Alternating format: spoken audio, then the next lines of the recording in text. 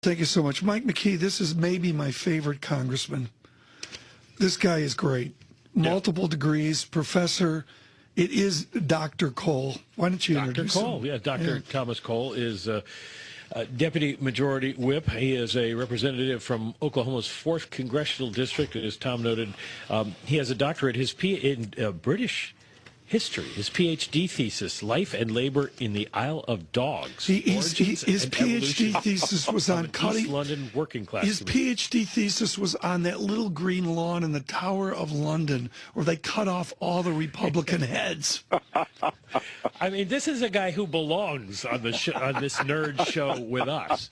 I'm here in Washington because, of course, the Fed is meeting today, but there is another event that will probably capture even more attention, and that is the change of power up on Capitol Hill as John Boehner starts to fade from view and Paul Ryan comes in as Speaker. There will be a vote today on that. There will also be a vote on a budget deal that Congressman, as we understand it, nobody likes but will pass. And that will take the threat of a government shutdown or a debt limit breach off the table for almost 2 years. Is it something that you will vote for? Is this a good thing?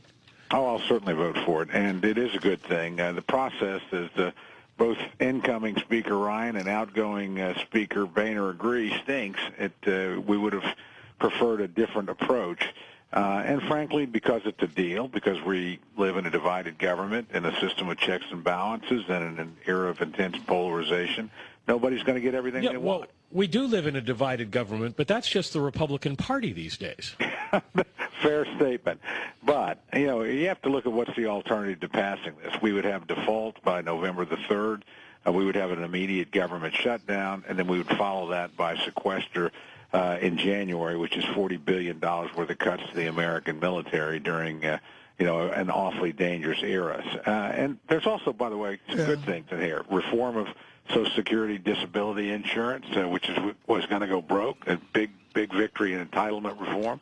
A prevention of Medicare Part B recipients from having about a 50% increase in rates, and it's paid for with offsets and assets. So, again, would it be what I would draw up on my own? No. But is it something that can pass a Republican House, a divided Senate, and be signed by a Democratic president? Right. Yes. So there's a lot of give and take. Oh, centrist one.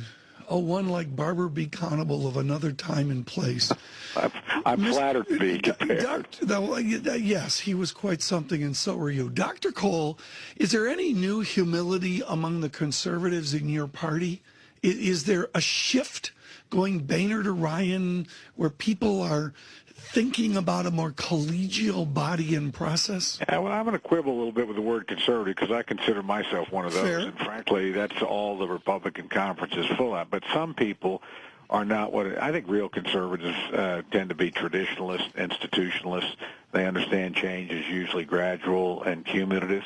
They work within prevailing systems. What we have right now are some folks that, favor government shutdowns, favor playing fast and loose with things like the debt limit and risking default and risking paralysis. And frankly, those tactics never work, and they put the American people at risk. So you work within the institutions that have served us well for 230-odd years, usually over time can get pretty decent results.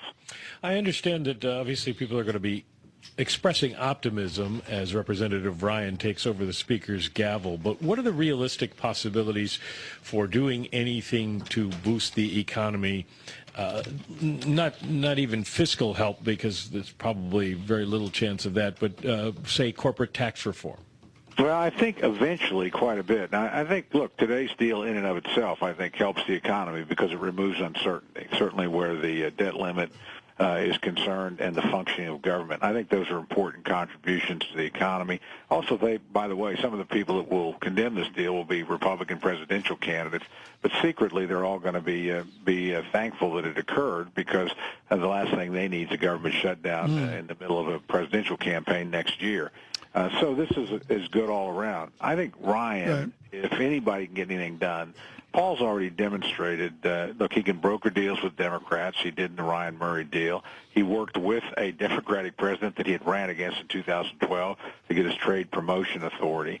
So while he's very conservative, I think both sides recognize he's able, he's bright, he's a person of integrity, and he can work with others. Mm-hmm. Now, our preferred situation obviously would be using 2016 to achieve what we can, and then set us up for hopefully a Republican president where we're working with the same objectives at each end of Pennsylvania. Yeah. Congressman, thank you so much. Next time we're in London, I want you to be there with us to show me the Dickens England you studied about years ago. Tom Cole is from Oklahoma as we look at our politics in Washington. Again, Michael McKee in Washington today.